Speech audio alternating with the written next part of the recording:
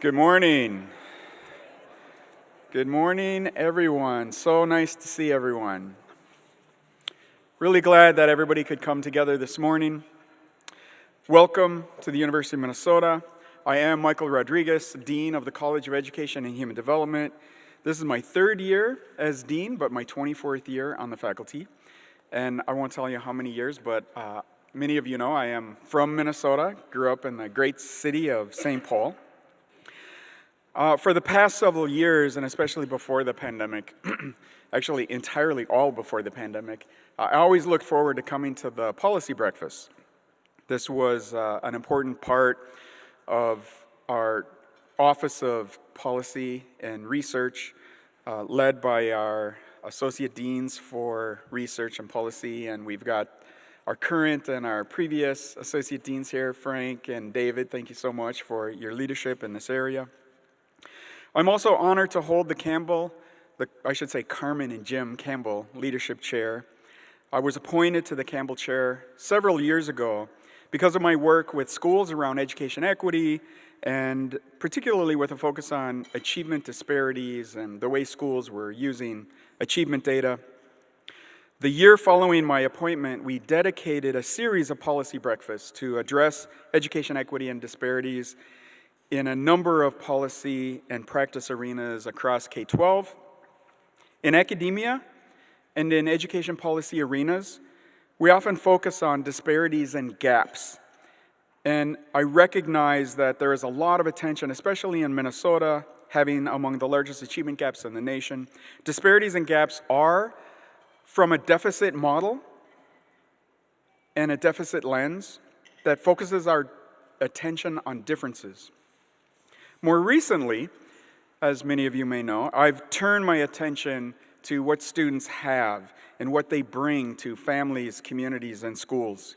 In terms of their full academic, social, and emotional skills, their cultural and linguistic knowledge and practices, and what education institutions are capable of contributing, given what students bring to the classroom.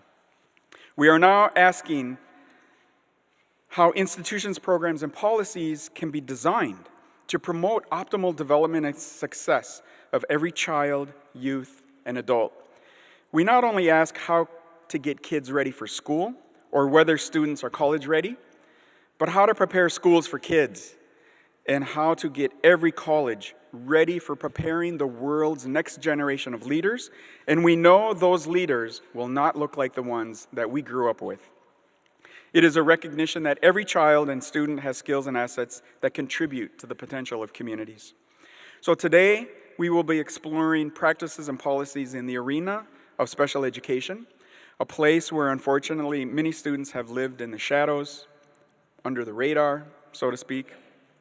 And as we know, and we'll hear, we have adults that actually put forth effort to put children, specifically to keep them in the shadows and under the radar.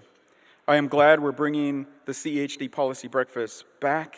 Look forward to our breakfast later this spring in April in Rochester, where we will focus on school accountability. We have a stellar group of experts and practitioners on our panel this morning, and we have legislators, school leaders, educators, community leaders, friends of education in the audience. So to move us forward and to facilitate this morning's activities, the Executive Director of Educational Leadership in CEHD, Katie Pekel, and my favorite principal, Katie.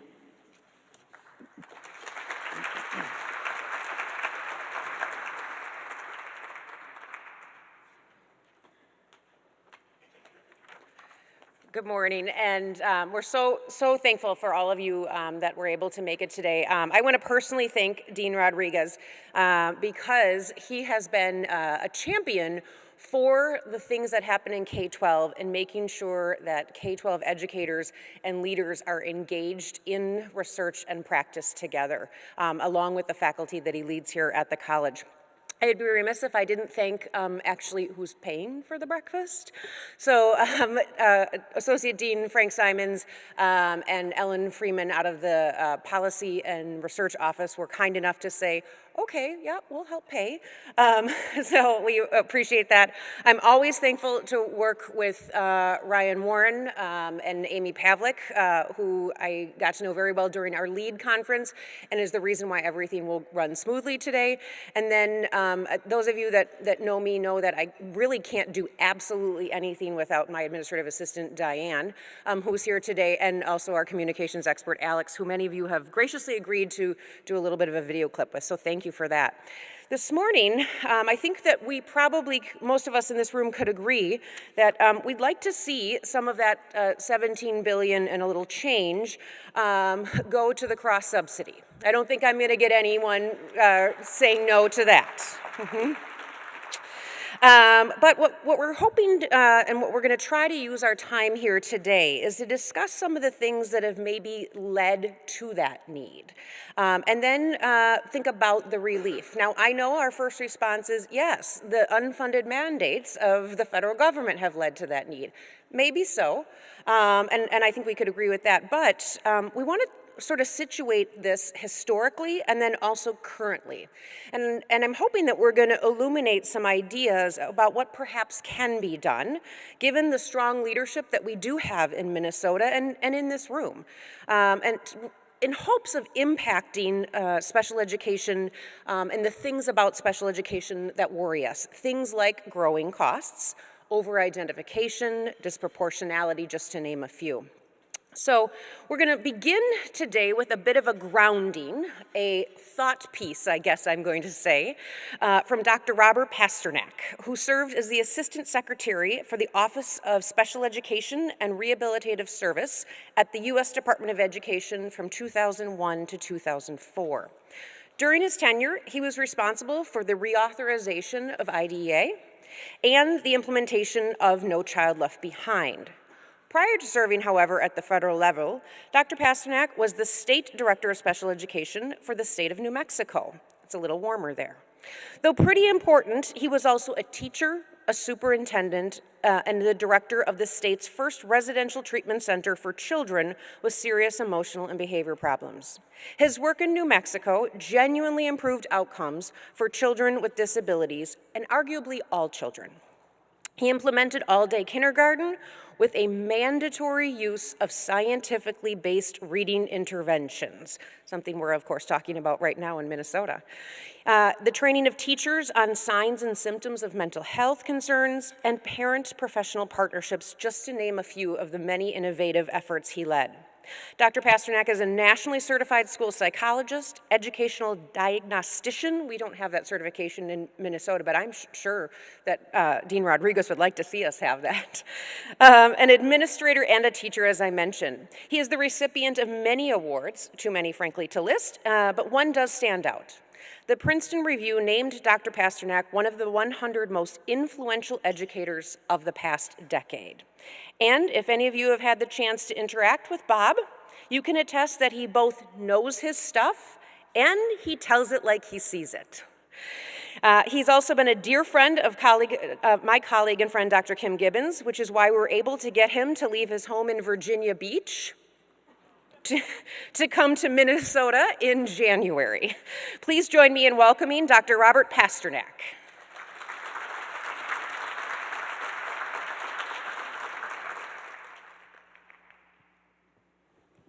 Thanks.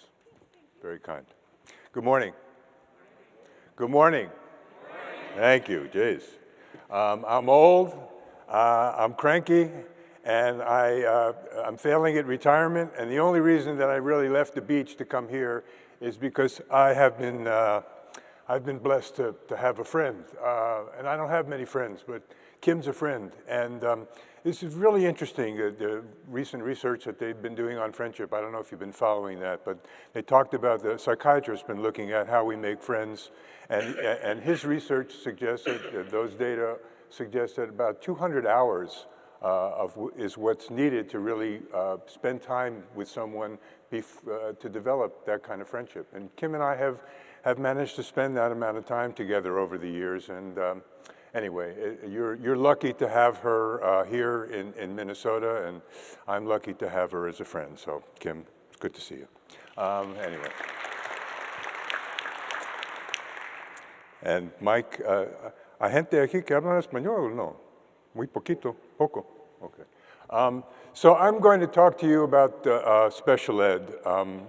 And really, to take away the message from this morning would be that, yes, I had the privilege of working for President Bush, and some of you may remember something called No Child Left Behind. I've had my butt kicked across the country many occasions talking about No Child Left Behind and talking about IDEA, which I had the privilege of leading the reauthorization. And the 2004 reauthorization of IDEA is still the law of the land 19 years.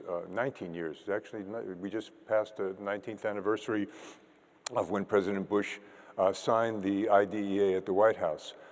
My message is simply that special ed is not so special for the vast majority of students who are receiving special education. I want to share with you some data that will make that point. And also, as a recovering superintendent, will remind those superintendents here that every kid with a disability is first a general education student.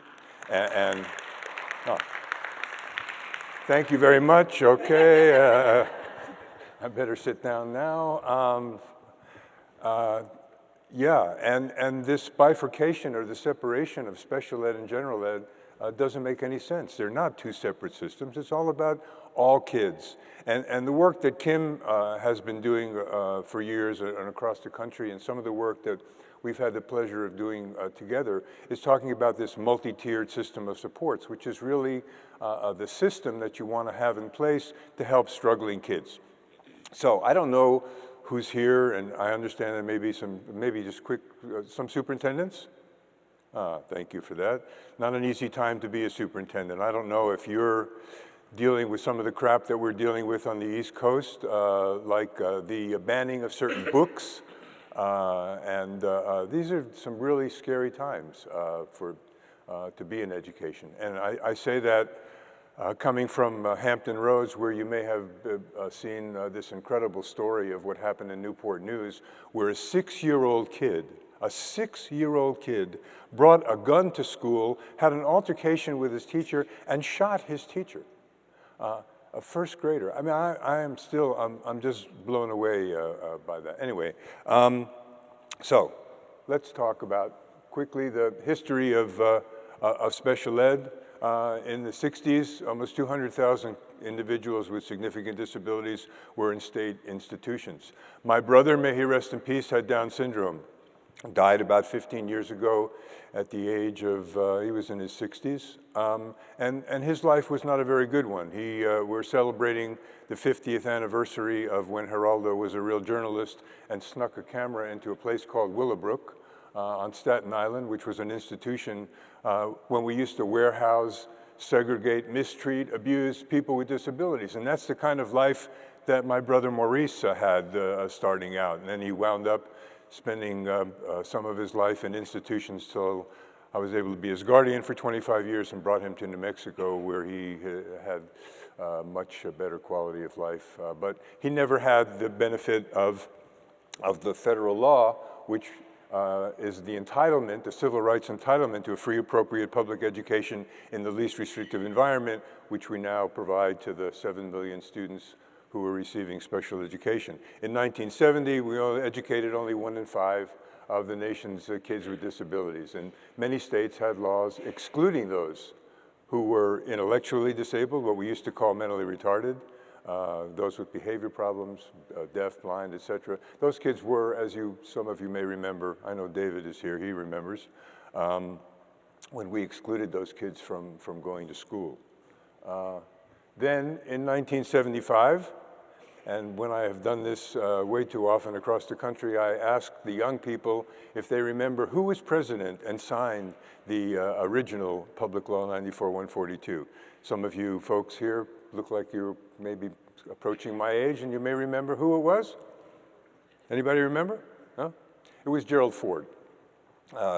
And President Ford was going to veto the Public Law 94-142. And why was he going to veto it? Because he said he realized that the promise in there that public schools would receive 40% of the excess costs incurred in educating what we used to call handicapped kids, what we now call kids with disabilities, would never be realized.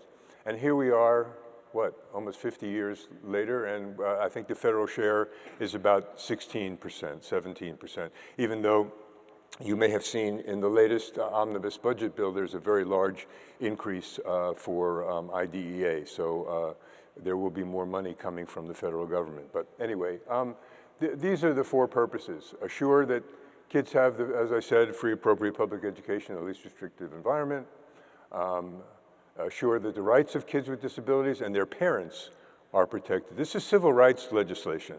And we really would not have IDEA, either historically or in its current form, if it weren't for the parents of kids with disabilities who tirelessly advocate on behalf of their kids and are the ones who really try to get us to do what's right by their kids.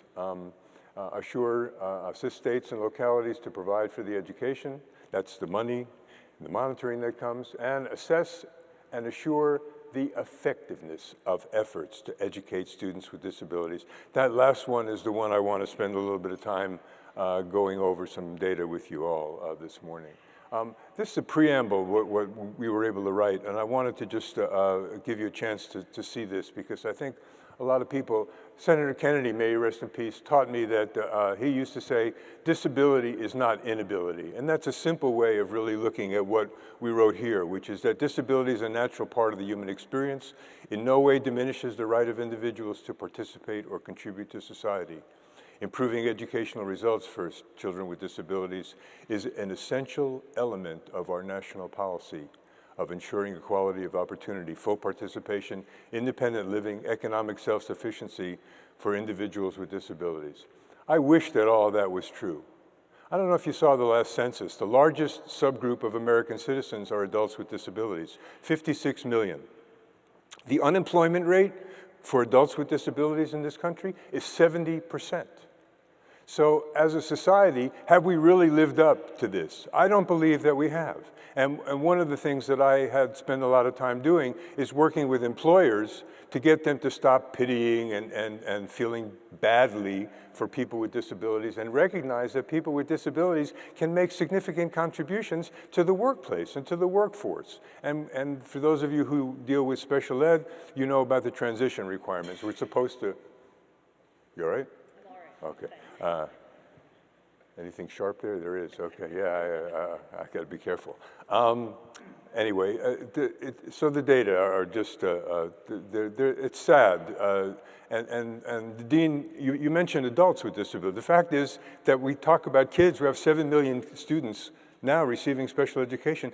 God willing, they're going to become adults at some point. And the system that we have to serve adults is just not what it should be. And I say that as a stepfather. My stepson looks remarkably like my brother. He's 35, he lives independently. He's a pain in the ass, there's no question about that. But his life is fundamentally different as an individual with Down syndrome compared to my brother. But the system of services for an individual with disabilities in the state of the Commonwealth of Virginia is abysmally poor, and he doesn't get, anyway, I don't want to belabor you with that. You can't see this, so then this was some stuff about guns, and I wanted I make the point with legislators. I understand there are some legislators here, and I love working with legislators across the country. I make the point that those who advocate that teachers should have guns, this is what I would see, is that the teacher would be having a gun, encouraging the kids to learn, and if not, she would pull out the gun. So let's talk about what's so special about special education. This is going to be a tough audience, I can see that. I'm not a lawyer, I don't play one on TV, but this is something that we have really struggled with. And this is the legal terminology that students with disabilities should be receiving the educational benefit to which they are entitled under federal law. And the Supreme Court, 2 terms ago, in a rare unanimous decision, actually, in this Andrew case, made the determination that students with disabilities were not receiving the educational benefit to which they are entitled under federal law. And I got to tell you, as somebody who works with the 5 largest school districts in the country and many other school districts across the country, I sadly haven't really seen anything significantly different. I haven't seen things change as a result of trying to comply with the Andrew decision. And the Andrew decision is, they said that the kid that merely providing more than de minimis progress from year to year can hardly be said to have been offered an education at all. And that is rare language from the Supreme Court. And the correct, so for those of you who are not special ed fluent, we are very big on acronyms. FAPE stands for Free Appropriate Public Education. I think we could all agree what free is. We could agree what a public education is, pretty much. But the term appropriate, the A in the acronym, is what really causes us a great deal of consternation and conflict. But the correct standard is whether a school district has presented an IEP reasonably calculated to enable a child to make progress appropriate in light of the child's circumstances. I just wanted to share quickly that language from the Supreme Court because that really should be guiding us in education and in special education to improve outcomes and results for our students with disabilities. The services provided should allow the kid to advance appropriately toward obtaining it. Anyway, I don't want to go too much into the IEPs. The special ed teachers in this country leave more quickly than their general ed counterparts. And when I did a study to look at why that occurred, we found the three top reasons. Number one was too much what? Too much paperwork. People got into special ed because they wanted to teach kids with disabilities, not because they have to practice law. And the reality is IEPs have become way too complicated, way too cumbersome, way too long. And this the move to automation has really just made a move to automation, not to paperwork reduction. I want to share with you something that I know you're probably not aware of, or I would assume you're not aware of, and that is in IDEA 2004, we had an offer to 10 states to give them waivers to suggest how they would reduce paperwork. You know how many states took advantage of that? 18 years, 19 years later? None, not one state. So I really worry about our teachers because they say that they're spending way too much time doing too much paperwork, and we haven't done anything to help reduce that. If anything, it's just gotten worse. The second reason was too many what? Anybody want to take a guess? It's too many meetings. And the reality is we pull teachers out of the classroom to go to these marathon IEP meetings, and then the kids don't get the education that they're entitled to receive, and we wonder why that is. And the third one is a very interesting one, and that's the teachers reported a lack of administrative support. So that really gets to the principals needing to be instructional leaders and to understanding more about special education and to working more collaboratively with their special ed teachers. I just thought I would share this with you as one of the things that bothers me, among many. What have we done in special ed when we say the kid's struggling, the kid's not learning? We say, let's move the kid to the front of the classroom. That really is brilliant thinking.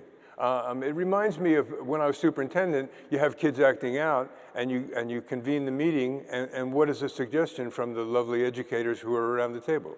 What do you think? They say, let's suspend the student.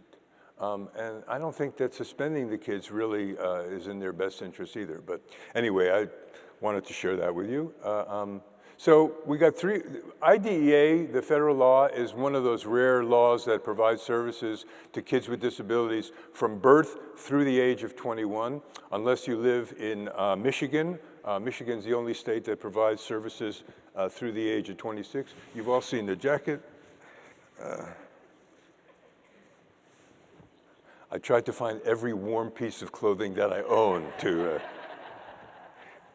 you're all, I'm impressed with your ability to tolerate this kind of weather, by the way. 7 million kids receiving special ed related services. We're up to 14% of the total student population receiving special education. And yes, It costs twice as much to educate a disabled kid as it does a non-disabled kid, and 25% of a lot of school budgets are being spent on special education, not being spent very well. So, what's the number one reason why kids get referred to special ed is what? You're all gonna have to interact with me just a tiny bit if you don't mind. The number one reason why kids get referred to special ed is what? Who said reading? It's all right, reading, it's reading. It's okay. You're not gonna get in trouble for your answers. Jeez, it's a tough group. And the second reason why kids get referred to special ed is what? Somebody said, behavior. And the number one reason why kids have behavior problems is what? They can't read, okay. So let's quickly go over the reading data. A third of kids come to school already reading, and we don't screw that up no matter what we do. A third of kids will read no matter what instructional approach we use. Yes, ladies and gentlemen, even whole language will work for some kids. And reading recovery will work for some kids. So I know it's early in the morning, it is early for me, and I haven't had a whole lot of coffee yet, but if you're doing the math, a third come already reading, a third learn no matter what. What does that leave? It leaves a third of our kids who are struggling.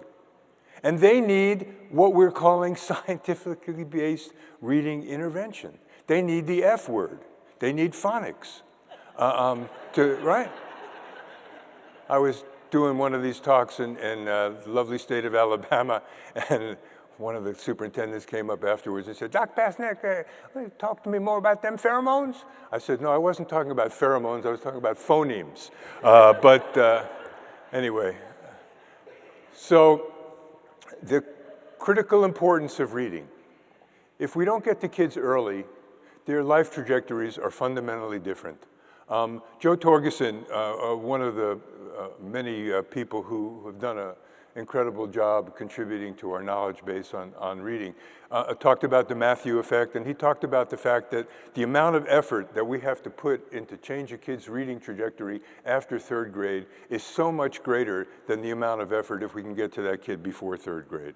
And I don't want to say that all kids who can't read proficiently by the end of third grade are doomed, but their lives are fundamentally different. And many kids, as you know, struggle lifelong with reading problems if they really have something called dyslexia. And by the way, I think you are one of the 40-something states that are screening every kid for dyslexia. Yes? If some of you can move your heads a little bit, that would really help me out. Thank you. Am I done yet? No, okay. You're going to have to watch the time. I don't want to, I did a thing in the Houston schools, and I talked for an hour on one slide, and they still give me hell about that. Anyway, early intervention matters. Teaching kids appropriately matters. Training teachers. I serve on the board of the National Center on Teacher Quality. We look at the quality of teacher education programs across the United States. And I was told to watch my language. So I will say that the quality of many teacher preparation programs in the United States is very poor. I would use a much stronger language, but I was told that some of you may be sensitive, so I'll be careful. Special ed teachers get less training on how to teach reading than their general education counterparts.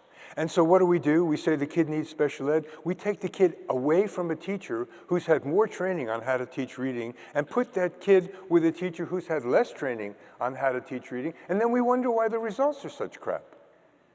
I'm going to go quickly through some of these. If we had a lot of time, I would talk about this incredible issue that is plaguing education and special education, and that is something called inclusion. You may be one of those districts or work in a district that is struggling with this issue about what's the best thing to do with a student with a disability. And sadly, we look at where the kid is getting an education rather than what the kid is getting at an education. And we're putting a lot of kids into general education classrooms. 2/3 of students with disabilities are now spending 80% or more of their time in general education. The last survey that was done, ladies and gentlemen, 23% of general ed teachers feel adequately prepared to accommodate students with disabilities in their general education classrooms. So the reality is we dump these kids into general ed, and then the teachers don't know what the hell to do with these kids when we have them in their classrooms. But that is something called inclusion. This is the 13 categories of eligibility for special ed. If we had time, I would go over this with you, but I would quickly say that if you look at the biggest category, it's those kids with specific learning disabilities. Disorder, one of the basic psychological processes involved in understanding or using spoken or written language, which manifests itself in an imperfect ability to listen, read, write, think. There are 8 different kinds of learning disabilities. Dyslexia being one of the terms that is being used in that category. And by the way, I don't want to talk about politics this morning. But there is an effort by Senator Cassidy from Louisiana to add another category to IDEA, and he wants dyslexia to be a separate category. It's going to be very interesting to see what happens now with the changes in Congress, but the best guy that I knew who used to carry my hat and coat, who was chief of staff for the HELP committee, just announced his leaving the Hill. So I'm really worried, and he was probably the best defense against that happening. Some of us are very opposed to there being yet another category for special ed. So we could talk about the huge increase in autism, which I'm sure all of you are aware of, because I just read that actually, if any of you are from Minneapolis, that there's a school board member, a woman was elected to the school board who has autism, or says she has autism. So that's kind of interesting. We don't have time to go through all of these data, but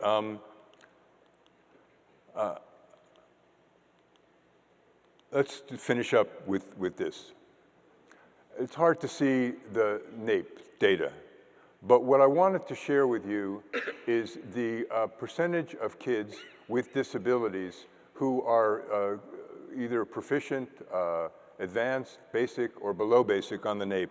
You all know the NAEP, the gold standard in assessment. The only test that's given to 4th, 8th, and 12th graders, the samples of those kids across the country where you can compare the performance of kids in one state to the performance of kids in another state. So the NAEP data are important for a metric in terms of how we're doing.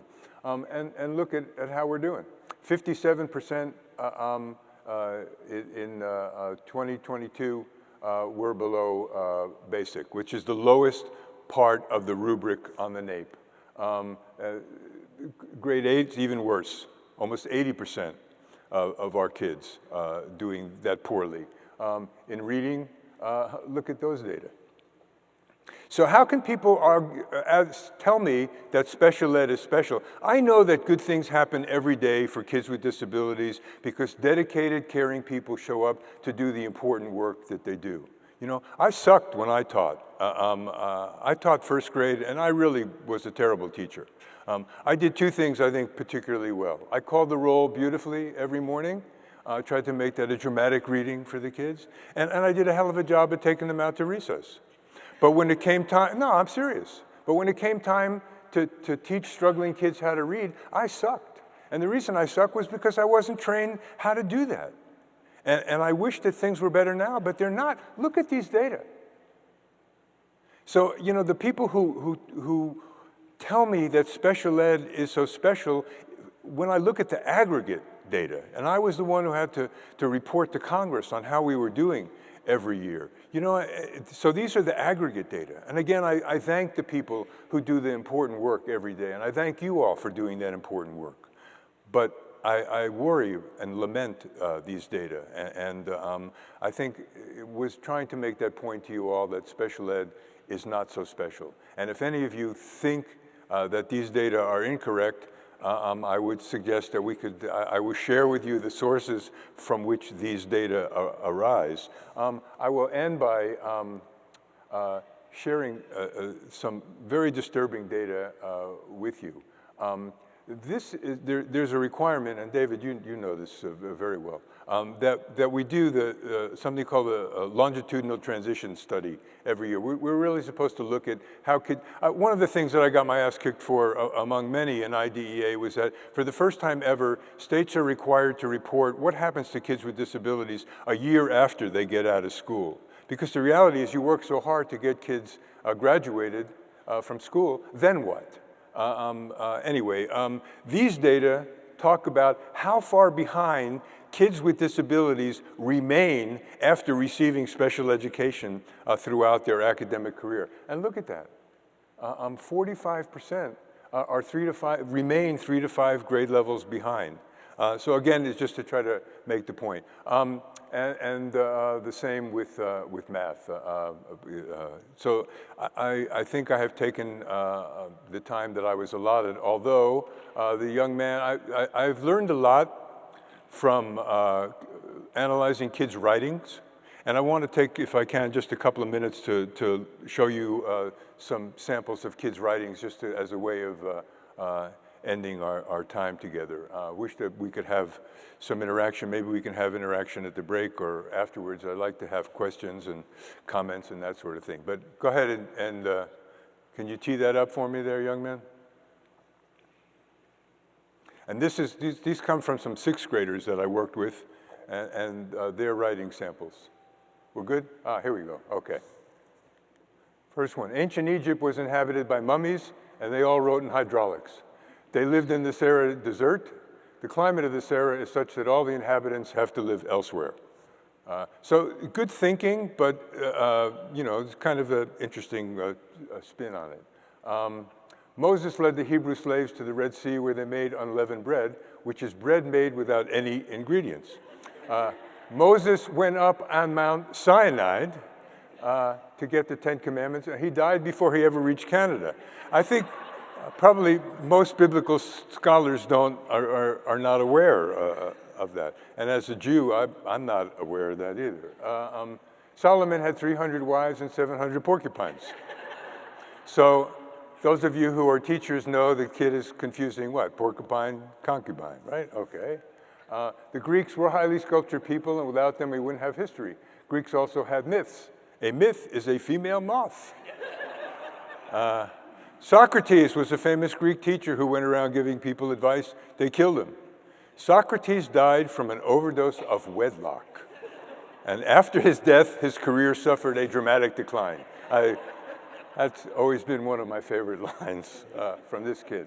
I'm going to go through that. We don't have a whole lot of time. So, Queen Elizabeth was a virgin queen. As a queen, she was a success. When she exposed herself before her troops, they all shouted, hurrah.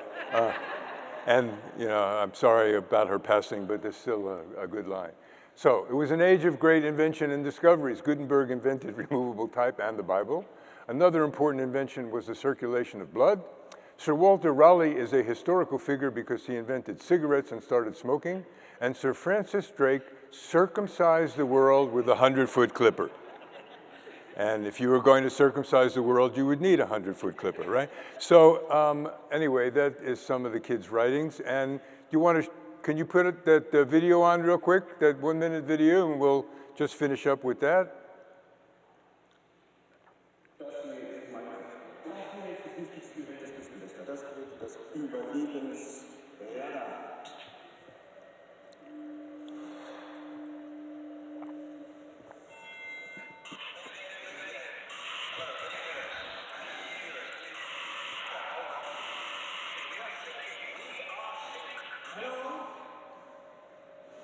This is the German postcard.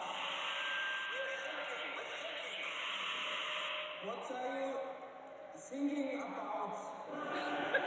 So, I hope I've given you something to think about this morning. Thank you very much for the invitation and for what you do.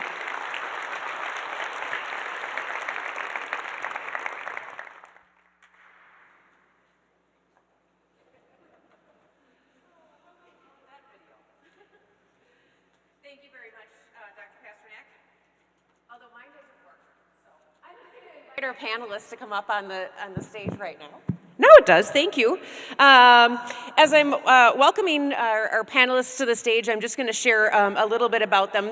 First, Dr. Keith MASE, which I have to say I was kind enough, or lucky enough, I should say, to get the copy of his new book today, is going to join us. Dr. MASE is an associate professor at the University of Minnesota. He is the former chair of the Department of African American and African Studies and is the Horace T. Mann Alumni Distinguished Teaching Professor.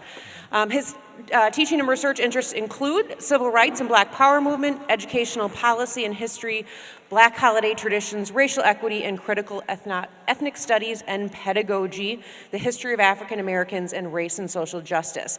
His new book, The Unteachables, Disability Rights in the Invention of Black Special Education, is available for order at Minnesota Press. It's also available on Amazon, but it's not arriving until January 23rd, in case you all want to hop on your phones right now. Joining us along with Dr. MASE is Dr. Kim Gibbons, who really does not need any introduction, I'm sure, in this room. Kim is the director of the Center for Applied Research and Educational Improvement at the University of Minnesota, and also the co-director of the Wisconsin and Minnesota Comprehensive Center, one of 19 federally funded centers that are intended to provide technical assistance to our departments of education, which is what she is doing right now in the introduction of the statewide Minnesota MTSS framework. Dr. Leanne Johnson is the Associate Professor in the University of Minnesota's Department of Educational Psychology and coordinator of the Department's Special Education Program. I will say, though, Dr. Pasternack, we're doing a nice job here with teacher education at the University of Minnesota, but we'll talk about that later. Thanks in part to Leanne. Dr. Johnson currently leads an active program of research and training supported by over $2.2 million in federal and state funding, which aims to develop technology-enhanced data collection tools, improve the adoption and implementation of evidence-based practices in the natural environments of young children, and to improve the efficacy of behavioral-based interventions through systemic adaptation and intensification. And finally, perhaps the most important voice on the panel today is a practitioner, the phenomenal practitioner, Jamie Nord. Jamie is the executive director of the St. Croix River Education District, SCRED. You had to have your own acronym, right? Yeah. Fitting. She is the president of the board of directors of the Minnesota Administrators of Special Education, MASE. And I do want to point out that Jamie was recognized by MASE as an Administrator of Excellence in 2020 for her leadership, concern for students, and active involvement in professional and community affairs. So thank you all for being with me today. Dr. MASE, if it's okay, I'm going to start with you. Mm-hmm. So according to your bio, you're a historian. Yes, I am. You've recently published this book. I oftentimes, when I'm describing the book to others, I say it's really helpful in understanding sort of the invention of Black special education. Am I accurately? Yes. Okay. So Dr. Pasternack shared a little bit of some history with us. I'm hoping you can just take a minute or two and take us back to 1954. Brown v. Board of Education, and its connection to 1975 and the initial authorization of IDEA. Yes. As you know, I'm a firm believer in thinking if we're going to attempt to change a system, we have to understand how it was built and a little bit about it. So would you mind telling us just a little bit about that and making those connections for us? So one of the things that I talk about in the book, and I use the Brown decision as a watershed moment in special education history. We do understand Brown to be the decision that eliminated the dual school system, and it's part of the long history of desegregation of public schools. But folks don't know that the Brown decision also unleashed a movement that I call the educational disability rights movement, in that, as Dr. Pasternack talked about, white families advocating for their children thought that it was interesting that all this federal attention was being paid to Black and brown students because of Brown and obviously because of the Civil Rights Act of 1964. So the Civil Rights Movement really garnered the attention of white families who said, what about our kids? And so something called the handicap movement or the educational disability rights movement starts in earnest in 1954, but that's the second half of the story. Really, the history of Black special education starts when the system of special education was created in the early 1900s as a way to protect, as educational psychologists back then said, normal kids, by which they meant white middle-class kids, from the system that compulsory education unleashed this sort of mass of children showing up to general education schools. And so the question became, what are we to do with all of these poor black and brown kids, as well as poor white ones, who now had the opportunity to go to school? So special education emerges as a way to separate. And again, special education is a system of inclusion and exclusion and separation. It's always been that way, still that way to this very day. So that's the early part of the story and the history. The second part of the story that Katie is asking about is when the second wave of students entered public schools, and that was because of the Brown decision and the civil rights movement. And so here come all of these black and brown learners into the system again. And so hence what we get is a structural arrangement that suggested that since black learners were deemed retarded from the early part of the 20th century, we have to create special tracks for them. And of course, many of those tracks were created throughout the country. So what happens is that you have a parallel set of movements, one that was civil rights driven and one that was educational disability rights driven. One was black and brown, the other one was white. So I talk about the emergence of the learning disabilities movement, which is a 1960s movement. So all of these movements, they culminate in new laws. And the first law was in 1969 with the Specific Learning Disabilities Act, which was meant for what they call white slow learners. And it was that white students who were normal because the IQ test said that they were. So they were scoring 80, 85, 90 on IQ tests, but they were struggling in reading, math, and other subject matters. And so white families wanted to know, what is wrong with my child? And so the question became, they must have a specific learning disability, which is going to be different from the black and brown learning disability that was constructed around the Economic Opportunity Act, EOA, and the Elementary and Secondary Education Act, ESA Title I. So when the federal government understood black disability, they understood it around Head Start and Title I. And so that was how those laws covered those students. White students were left out of that. Middle-class white students completely left out of that. So the Specific Learning Disabilities Act, and then the culmination of the All Education Children's Handicap Act, 1975, becomes the law that is purported to serve all students, but it's leaving certain students out of that law in 1975, and that's the language around the culturally disadvantaged and the economically disadvantaged. They are not covered in that 1975 law. And I have to pass the baton here because the book is long and I'm long-winded as well. I'll just leave you with this and we can pick this back up in the Q&A. So when Dr. Pasternack talked about where we are today in that pie chart, it's interesting that SLD has long been overpopulated with black and brown students. So when he said that there's some talk about maybe separating the dyslexic out of that, my hunch is that white families are not comfortable with who's in SLD right now. And so another separation is going to begin from the white family side, but we no longer classify and understand black students to be overly, what they call back then, educable, mentally retarded, EMR, we call it intellectual disabled now.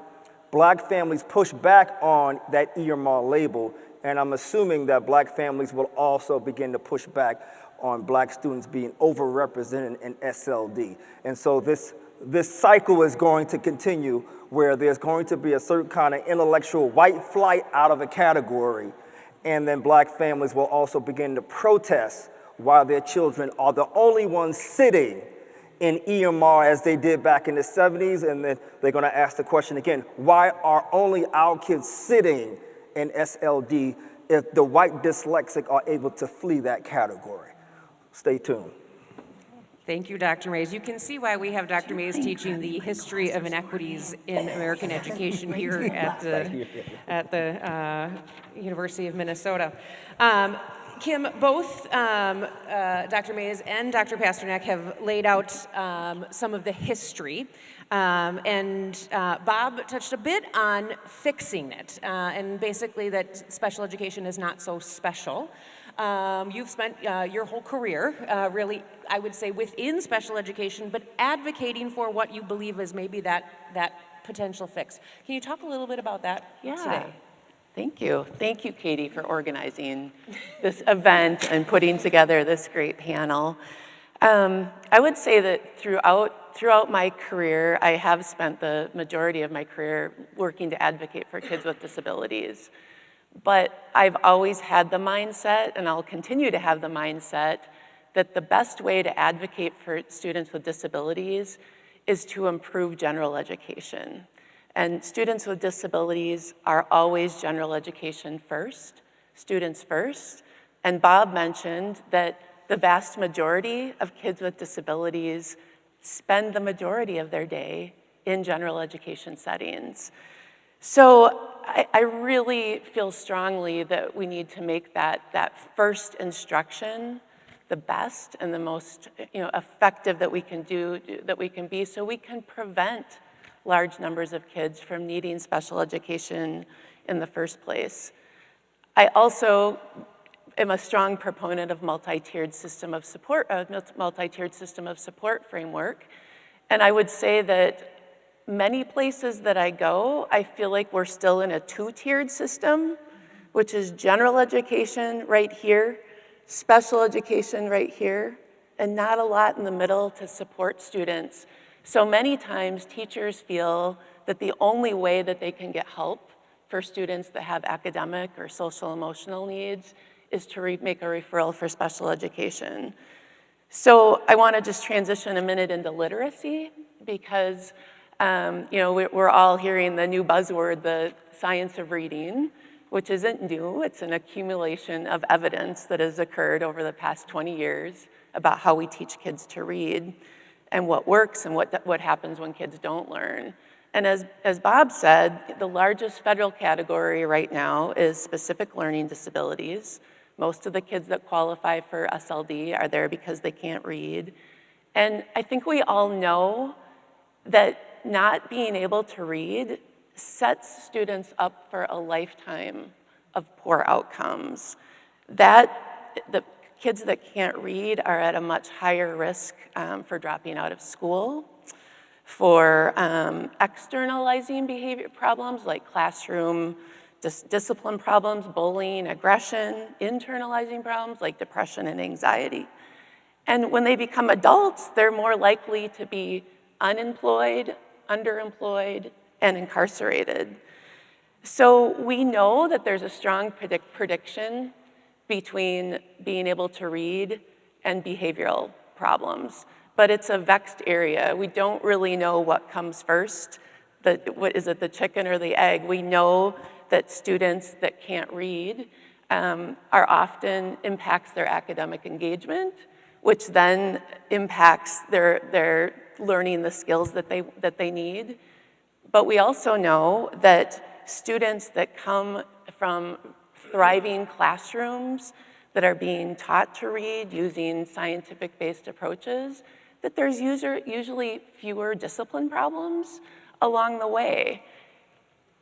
I also want to point out that I don't think kids inherently start out hating to go to school, but when they're put in environments where they haven't been given the skills to be successful readers, and a book is placed in front of them that they can't decipher, many kids will shut down and either check out or disrupt so they can be removed from an aversive task like reading. And I'll just want to end by saying that you probably all saw that op-ed a few weeks ago by Peter Hutchinson in the Star Tribune about fixing the reading problem, but right now we have approximately 500,000 students in Minnesota that aren't proficient readers. And let me put this into context. That's enough kids to fill up the US Bank Stadium 7 times. If I were to beam those kids' faces up on the screen right now and have each face up for 5 seconds, we'd be here for 12 days. That is a lot of kids, and we can do better.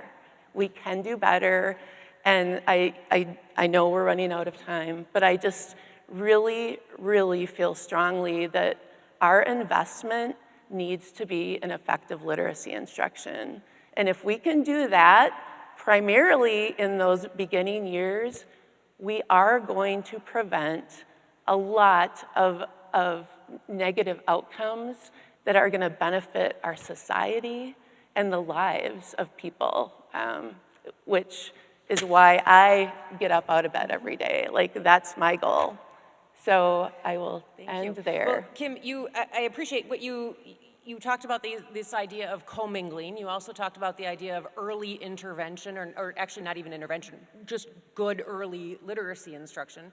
Leanne, I actually want to move to you because of your background both in early learning, but also your direct role in the training of special education teachers. And just share with us a little bit, first, can we tell Bob later how our program's pretty good here?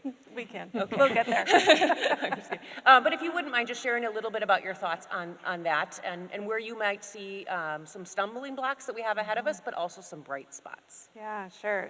I think we have, when we think about early education, early childhood special education, there's a lot of promise within these programs to lay that foundation and begin to prepare children to be active learners and address some of change the trajectory that Kim was describing that we see when kids hit 3rd grade. But I think we need to get real about what the conversation is in those early childhood programs. When we think about systemic change and the commingling of behavior and academics, we see a lot of programs trying to adopt systems that support the whole child. Things like school-wide positive behavior intervention and support, an effective multi-tiered system that creates opportunities for kids to learn. But one of the key outcomes that is monitored to see the impact of something like that are suspensions and expulsions. And if we're going to get real about talking about suspensions and expulsions as an indicator of where we need to invest effort, in early childhood, we know that children, 3 to 5-year-olds, are the age group most likely to experience suspension and expulsion from their school programming. And that is so counterintuitive to us, but that's what the data tell us. And that's not new data. The original study was commissioned over 10 years ago that point the way to we need to invest in early childhood. Now, we've gotten real about the conversation about suspension and expulsion in early childhood, but we're also talking about soft suspensions, the things that get in the way of kids having access to those learning opportunities. Soft suspensions are things like, sending a child to a partner classroom because of their behavior for a little while, giving them a different activity to do with an adult, or sending them on their way home early from their school program.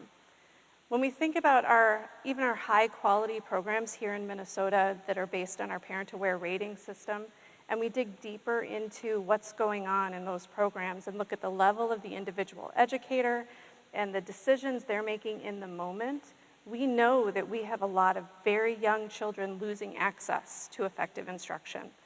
And that starts very early on. So we need to start talking about that and getting real about the data. So what are our opportunities? There are a couple that I think of at this point. One is that general ed and special ed, consistent with comments you've heard earlier, need better systems to support them in sharing their toys. We have, I'm the early childhood person, so yes, there's going to be those sort of references. In sharing our toys, one prime example is something like functional behavioral assessment, and I'm going to take us away from literacy and thinking about behavior. Functional behavioral assessment is an effective tool for understanding the microcosm of a classroom and how it interacts with behavior, and point the way towards what do we do to support change. Change to the environment, not change to the child.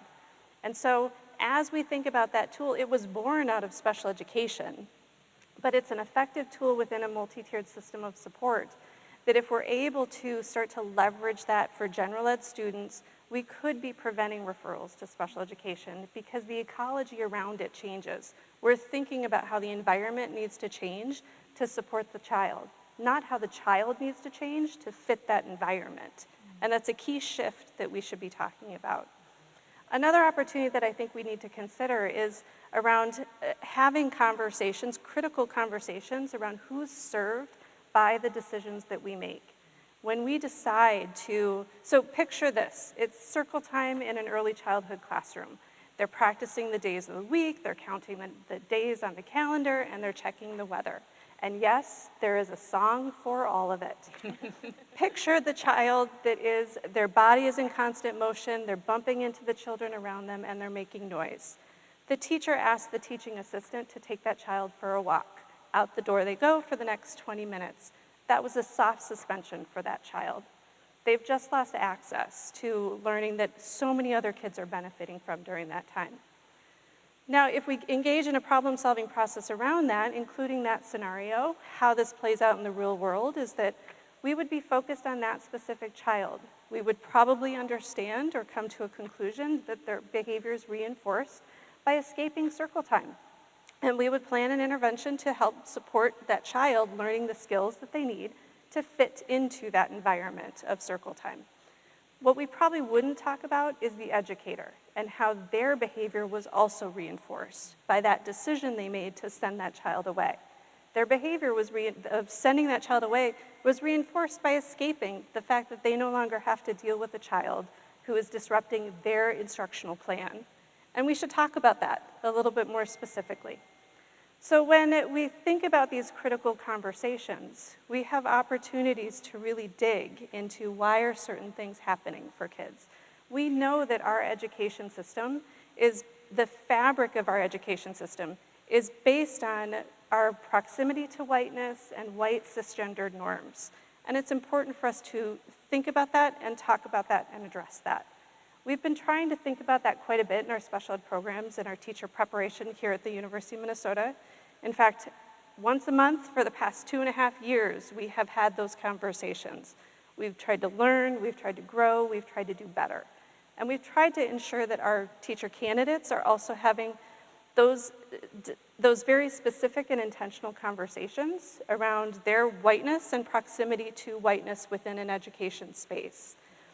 As we do that, we know that in addition to preparing them to be ready to enter into educational spaces that also still need to do the work around those sorts of things, we need to diversify our workforce. So we're trying to create different pathways to special ed licensure.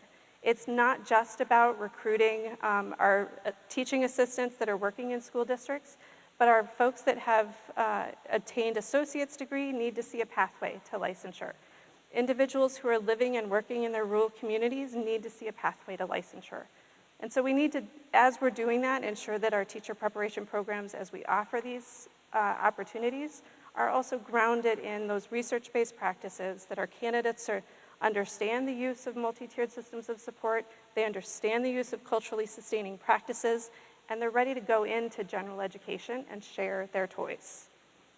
And I'll close on that. Thank you. I'm sure that there are about 6 of you in the room that are like, I would like to talk to her to see if she's got any candidates I can hire here at the semester. Sorry. She does not. No. Let me save Sorry. you. Let me save They've you all that got conversation. Jamie, I want to turn to you and maybe Kim as well. But so Kim has mentioned the idea of a framework within MTSS. Leanne did the same as well. And you're leading a system that first under Kim's leadership and now under yours has really embraced that, and I think is really a bright spot for us in Minnesota.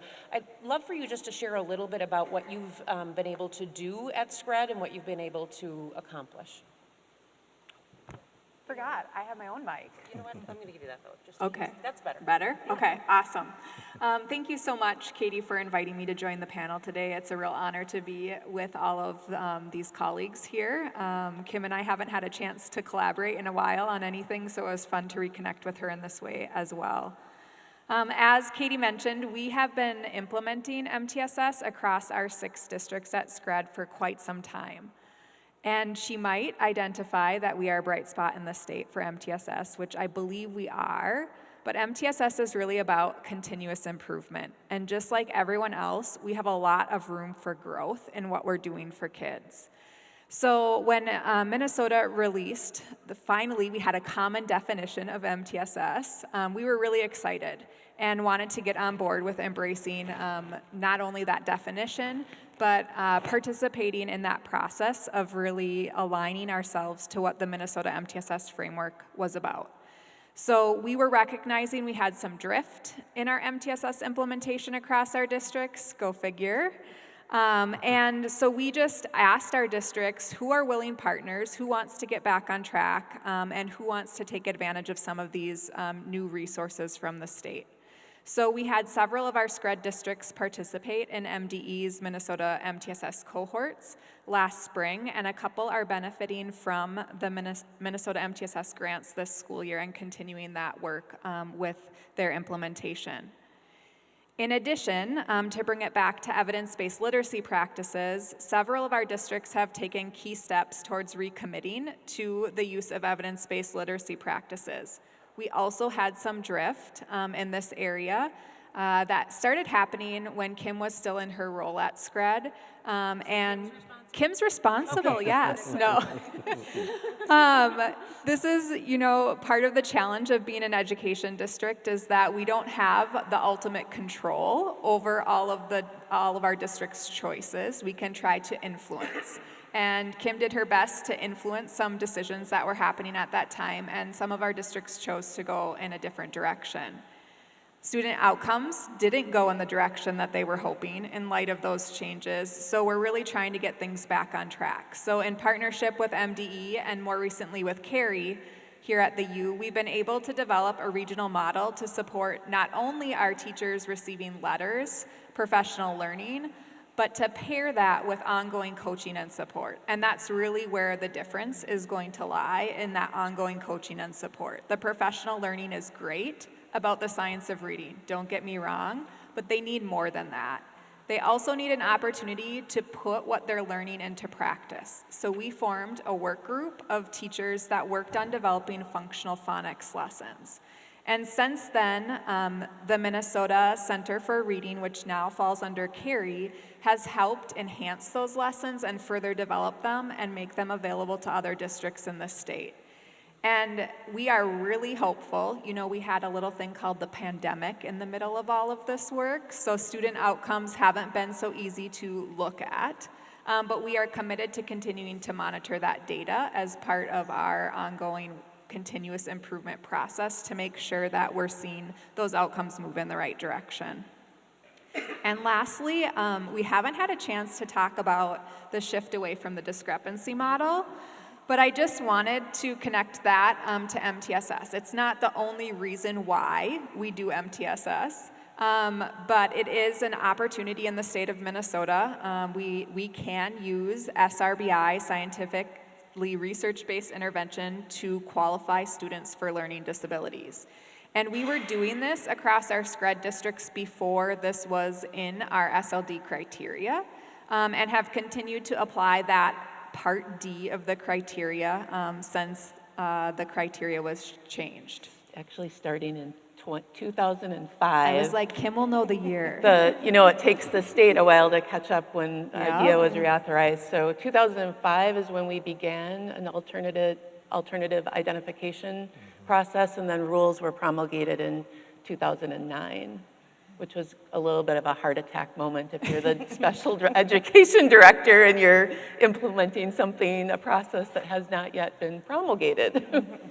So I have the opportunity in my role as president of MASE to hear about concerns from directors of special ed with a shift away from the discrepancy model over the years. And in my conversations with them, it's not that they're opposed to that shift, they just know that they need more support on implementing an MTSS framework. And so I think we're taking the right steps as a state to get there, and I would still advocate that we need to do this and make it a shift that all districts are using SRBI for qualifying students with learning disabilities. But it needs to be paired with that systematic support. Just in terms of data to share with you, you might be wondering what has this done to SCRED's child count over the years. In looking at our most recent child count data, we've been able to maintain the lowest child count rate in our region at 15%, and that's compared to 18 to 20% across my regional counterparts. Specifically, as it relates to the specific learning disability area, we are the lowest in the region at 3%, with the majority of other districts falling between 4 and 6%. So I wanted to share that data because it's evidence that when you are committed to implementing an MTSS framework and having those layered supports in place for students, we are able to meet more students' learning needs through general education intervention without needing highly intensive and expensive special ed services. I know cross-subsidy is on everyone's mind, and we're going to talk a little bit about that, but just know that this is part of a bigger solution. Thank you. Thank you so much, Jamie. I appreciate that. We are going to take some questions from the audience as well. So I just want to indicate Ryan Warren is going to help us do that in just a moment. So if you do have a question, and I think Alex is going to help as well, thank you. If you do have a question, give a nod, and then we're going to make sure that we can get you. You know, Dr. Favor's going to make you earn your keep. You're going to have to run all the way up here, to start with. And you don't have heels on either, so you could move a little quicker. Hey, good morning, and thank you for a great presentation, everyone involved. My question is somewhat broad, so I just need you to work with me here. The information that was shared today, I think in many ways the audience has to be different. This information, I'm going to explain why. I come from a community where the Mayor R.T. Ryback at the time, when I was principal at North High School, he would come in with his mismatched socks that were not together, and speak to the entire 9th grade about the importance of education and what we do. So springing on that, building on that, I would go into barbershops, bring books, have conversations with barbers about getting kids to school, changing the conversation, changing the narrative. I think the information that was shared today, how do we change that narrative within the community about the importance of reading? Because people don't know. And, you know, led by the strength of our community, which is black women. It's going to be upfront and clear. They lead the way. They lead the way in this country. They've led the way there in our community. Secondly, I've sat in many special ed meetings as a principal and watched black kids, particularly males, be directed towards EBD, white children being directed towards autism. And that dirty little secret that's out there. So with the MTSS process, which I value, I want to make sure it's clear, how do we ensure that there's a cultural lens on that process? Because even for the student to get there, the teacher, who may not be trained or as trained as you're saying, whether it be in literacy and just understanding children, understanding culture, understanding identity, because it's not just race, but identity and socioeconomic. So I say that because I believe in the power of MTSS, but how do we include culture and then build that into how we move a community forward? Those were a lot of questions, Dr. Faber. So I did sort of extract a few things that I want to kind of echo back to the panel here, if that's okay, if I do a little of air traffic controlling. So first I hear you're saying, you know, the MTSS model on paper I can get behind. But what are we doing to ensure that the educators who are engaging in it are doing it in sort of these culturally appropriate ways? And then the second I heard is we've got to reach a bigger audience on literacy and kind of the importance of literacy. So I'm going to first pop down to sort of both Kim and Dr. MASE on this idea of an MTSS model on paper, seems to be the right way to go, but we have to also consider who's enacting that. Yeah, let me just add fragility. Yeah, Working through the fragility of the people in the room, so much. especially as they navigate these conversations. There's a lot of fragility. People leave their tears when I'm in there sometimes. Yeah, well, as I had someone once very astutely tell me, your white women tears are just not helpful anymore. And they never were to begin with. So can we talk about the issue at hand? So when you say that, the fragility, I think there's also the fragility, I would say I'm experiencing it right now with the school leaders I work with across the state. They're waking up to the fact that they've been teaching kids how to read the wrong way for quite a while. And they're struggling with that, right? So, but I do want to go back to first Dr. MASE and then to Dr. Gibbons on Mike's question. So, man, Michael Faber, you had to pose that as a series of questions and introduce the fragility aspect to it. I'm unapologetic about this only because when you look at the long arc of special education history, it all looks very similar. So when IDEA was reauthorized in 2004 and introduced RTI, the response to intervention, that was because of the movement demanding that schools stop using IQ as a way to put kids in mainly intellectual disability and SLD. So they've been debating this whole question of discrepancy since the 1970s, and there just wasn't an agreement about how to apply that. It's interesting, some 3 decades later, they would come to that as a policy initiative in 2004. Similarly, when IDEA was reauthorized, I think it was 97 or 98, they took a position on behavior and having kids be put into EBD categories, particularly black and brown kids being overrepresented. I think the MTSS models, were first starting with RTI, was a great way to put a brake on the overrepresentation of black and brown kids.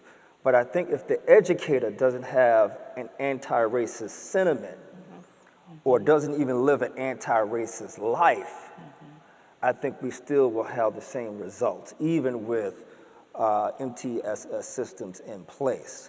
That's what I'm seeing. And I think that the reductions in various states is very important. I mean, I think that it has put a brake on it, but I think we still have a long way to go when it comes to these particular frameworks. And the frameworks are good, but I think the educator in the middle of the room, because we still have, in the research, it was fascinating for me to learn that they still had SST teams, that still have child study teams, that this stuff goes way back in the century.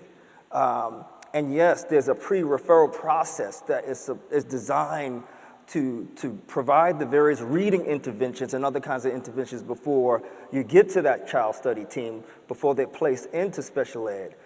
But many teachers are probably using that system as a pretext just to get them out of the classroom anyway. They'll just go through the second and third step to get them there.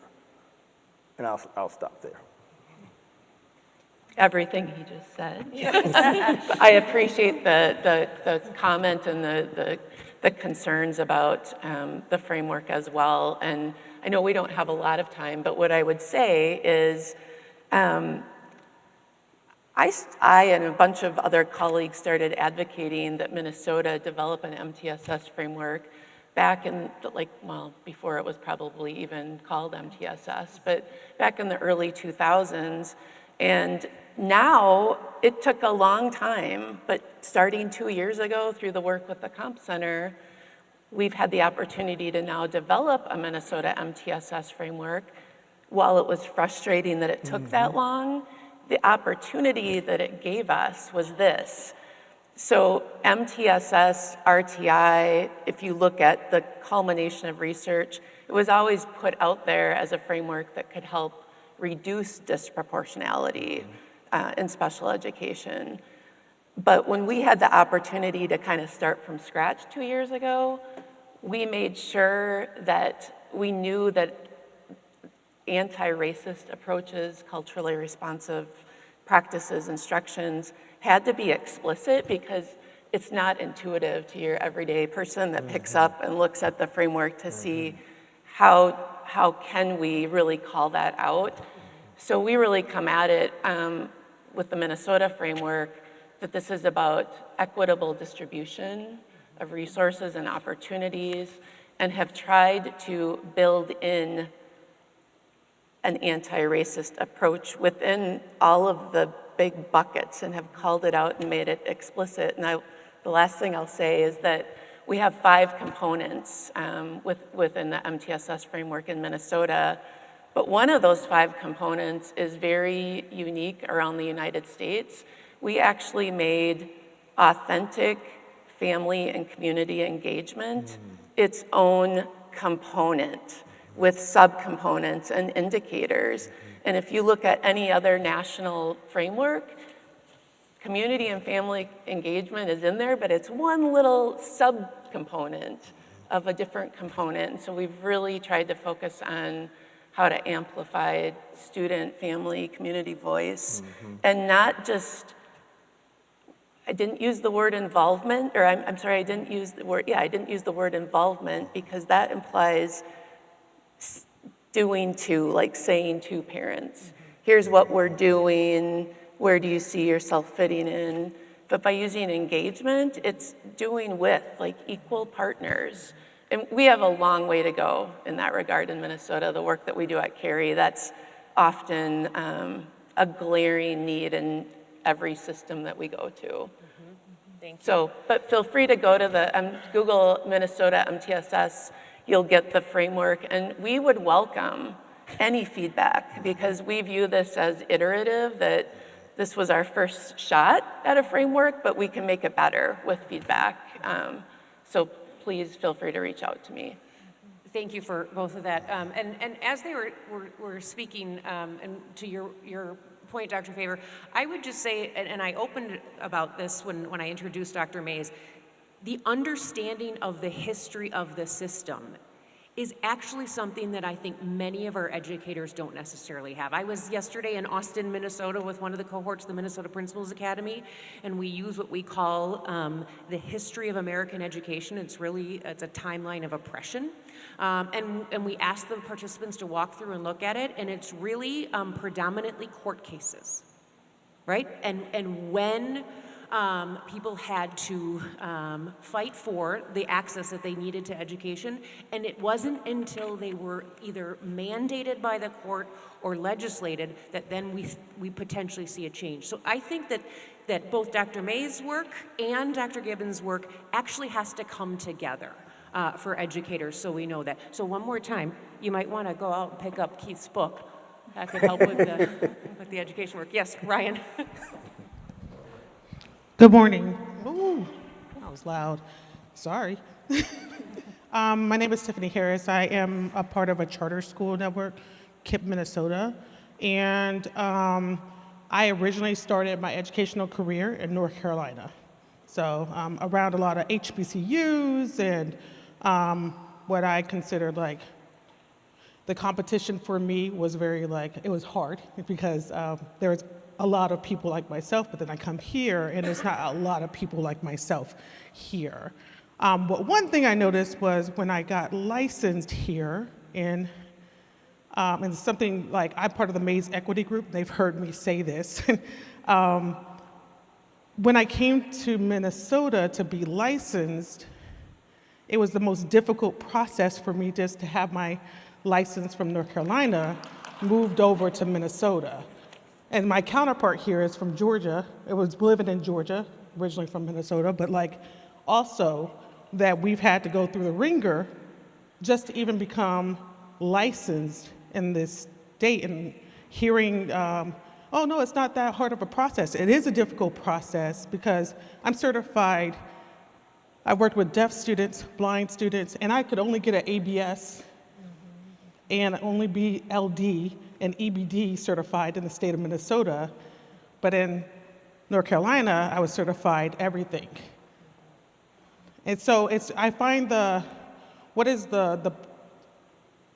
happening for that to be a little bit easier, because I can imagine that there's more than just me that is going through this process that would like to come up to Minnesota, work, but to go through months of a process to just prove that I'm worthy of having a license, where I've been teaching for 6-7 years in North Carolina, and then overseas for 10 years, and then I came here, and my 17 years of experience in special education cannot be accounted for. Yeah, we'll give you this for one 5-year cycle, and then you have to go through another set of hoops just to become a Tier 4 license. And the only difference is I have to take a test, and I have to give you more money, take a test, and have 3 years within Minnesota. So like, what is that? That's not just my dialogue, because I also heard, and I might be wrong, that the licensing process for like Tier 1 and Tier 2 has recently changed, where they're only allowing them to renew either the 3 times or something to that effect. And that's going to stifle many of our BIPOC, like paraprofessionals who are going back, getting degrees, and not necessarily being financially supported in that manner either.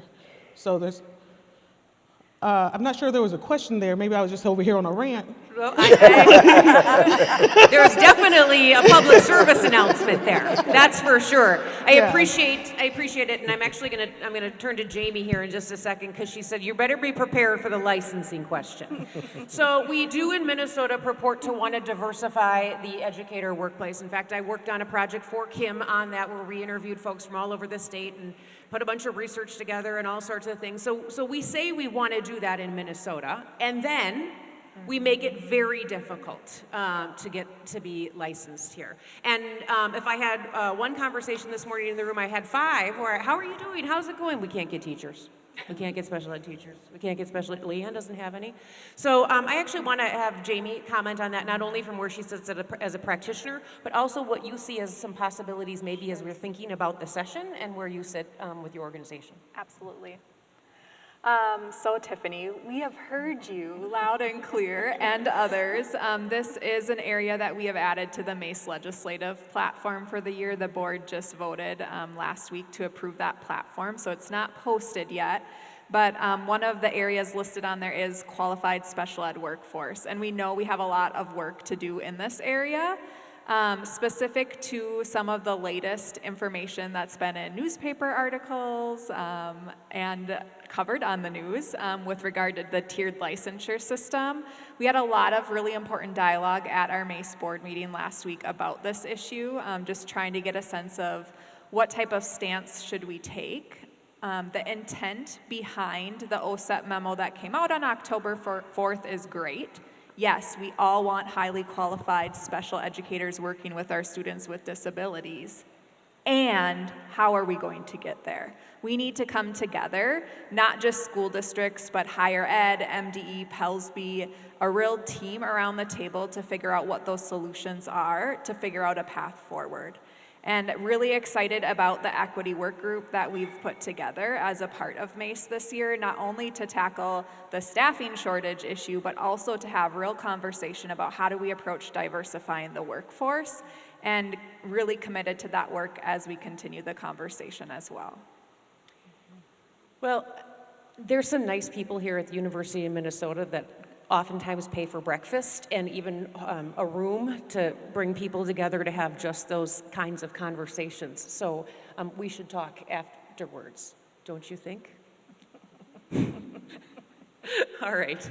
I appreciate your sharing that. I know that this issue of having highly qualified special educators, but also making sure we have access, they have access, to the workforce is something that is top of mind, not just for superintendents, directors of special education, principals, but it's also top of mind for those who are educating our next workforce at the universities as well. So that being said, we have sort of reached our time today. I want to share a couple things. One, thank you again for coming. Two, we did record the event, so in case you want to go back and look at Bob's funny video, you'll be able to do that, or see any of the other comments from today.